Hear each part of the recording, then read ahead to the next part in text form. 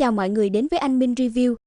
Kết thúc tập 28, sau khi đánh chén no nê, thì Triển Bằng cũng lên tiếng thúc giục mọi người nhanh lên đường đi tìm Thâm Hải Lam Tâm. Lúc này hắn cũng nói ra mục đích bản thân muốn có được Thâm Hải Lam Tâm cho mọi người, đó là đạo lữ của hắn do hồn phách bị tổn thương, phải cần một chiếc lá của Thâm Hải Lam Tâm mới cứu sống được. Từ Dương nghe vậy thì đôi lông mày liền nhăn lại, híp mắt quay sang nhìn Triển Bằng, trong lòng thầm nghĩ, trong sâu Hải Lam Tâm đó có linh hồn của đồ đệ mình, chỉ cần Thâm Hải Lam Tâm có bất kỳ tổn thương gì, thì hồn phách của đồ đệ mình trong đó sẽ triệt để bị phá hư, chẳng lẽ đến lúc đó lại cùng với tên Triển Bằng này trở mặt sao? Nghĩ một lát cũng không tìm ra được phương pháp, Từ Dương cũng không có nghĩ nữa, hiện tại cứ đợi đến lúc lấy được Thâm Hải Lam Tâm rồi tính sau. Quay lại với Triển Bằng, sau khi nói ra mục đích của mình xong, hắn liền hướng đám người Từ Dương thúc giục khởi hành luôn. Thế nhưng một màn sau đó lại làm cho hắn kinh ngạc không thôi, khi nghe Từ Dương nói mình không biết bay, nên cần phải ngồi linh thuyền đi đến đó. Triển Bằng nghe vậy thì cũng không biết phải nói sao, thế nhưng hiện tại vì tất cả đều cùng một đội, nên hắn đành phải ngồi cùng linh thuyền với Từ Dương tiến đến.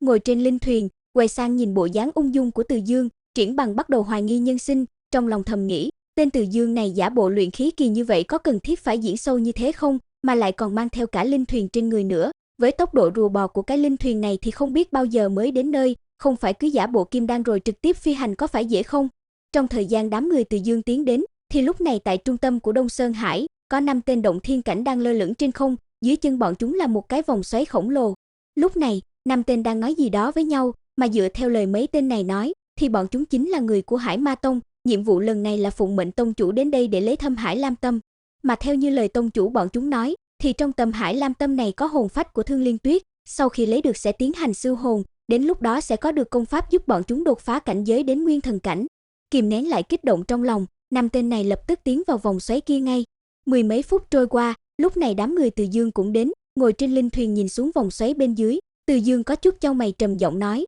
ban nãy ở đây có 5 tên động thiên kỳ vừa mới tiến vào trong vòng xoáy này. Nghe Từ Dương nói vậy làm Triển Bằng có chút bất ngờ, vì dựa theo linh khí dao động thì hắn cũng phát hiện ra ban nãy ở đây có người, nhưng hắn không biết làm sao Từ Dương lại có thể biết được bọn chúng có bao nhiêu người cùng với tu vi được. Đặt xuống nghi hoặc, Triển Bằng không chút do dự liền lao xuống vòng xoáy này ngay, hắn sợ nếu chậm chân thì Thâm Hải Lam Tâm sẽ bị người khác đoạt mất, đến lúc đó thì đạo lữ của hắn cũng không cứu được. Hoàng Thiên và Từ Dương thấy thế thì cũng lập tức theo sau, và để đảm bảo Lăng Thanh Thù không xảy ra chuyện gì, thì Từ Dương liền tạo một cái lồng năng lượng bao quanh nàng, sau đó mới đem nàng nhảy xuống. Không lâu sau, thì đám người Từ Dương cũng xuyên qua vòng xoáy xuống được bên dưới. Thế nhưng ngay khi vừa đặt chân xuống, còn chưa ngẩng mặt nhìn xung quanh, thì mấy người bọn họ đã bị 5 tên động thiên kỳ bao vây lại rồi. Theo đó là một thanh âm lạnh như băng vang lên nói, các ngươi là người nào, tới đây làm gì? Hướng ánh mắt nhìn về phía tên vừa nói kia, Từ Dương liền thấy Thâm Hải Lam Tâm đã nằm ở trên tay tên này rồi, hơn nữa khi hắn đảo mắt nhìn đến, thì thấy Thâm Hải Lam Tâm có chút run rẩy, làm hắn phảng phất có thể cảm nhận được tâm tình kích động của đồ đệ mình ở bên trong đó.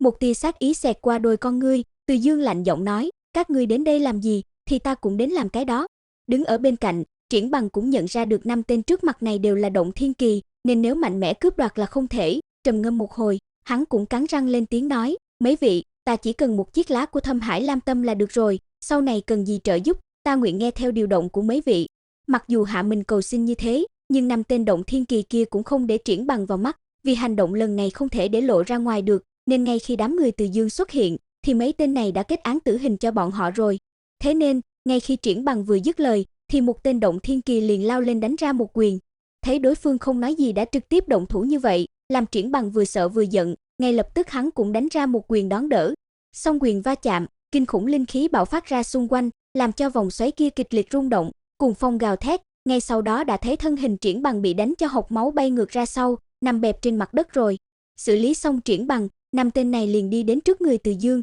giọng điệu trào phúng nói, ta đoán chắc ngươi cũng không phải luyện khí kỳ, thế nhưng mặc kệ ngươi cảnh giới gì, thì hôm nay cũng phải chết. Im lặng từ đầu đến giờ, lúc này Hoàng Thiên cũng lên tiếng nói, ta mặc kệ đám người các ngươi giết ai, thế nhưng nếu động vào một cọng tóc của tiểu hữu này, thì các ngươi đều phải chết. Nghe được lời này, 5 tên kia cười lớn một tiếng, rồi một tên trong đó liền lao ra hướng Từ Dương đánh tới, không chút kiêng nể nào cả. Thế nhưng ngay khi một quyền kia sắp đánh trúng, thì một đạo bạch quang liền lóe lên, đã thấy tên động thiên kỳ kia ngã lăn ra đất, hai tay ôm cổ giãy đành đạch. Chứng kiến một màn này, 4 tên còn lại không tự chủ mà lui ra sau mấy bước, thanh âm có chút run rẩy vang lên nói,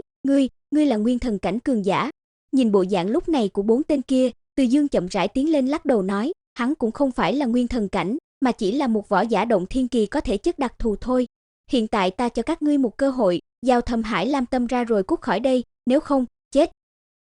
Đến đây mình xin kết thúc nội dung của tập này nhé. Mọi người nhớ like và đăng ký kênh để nhận được thông báo khi mình ra video mới nha.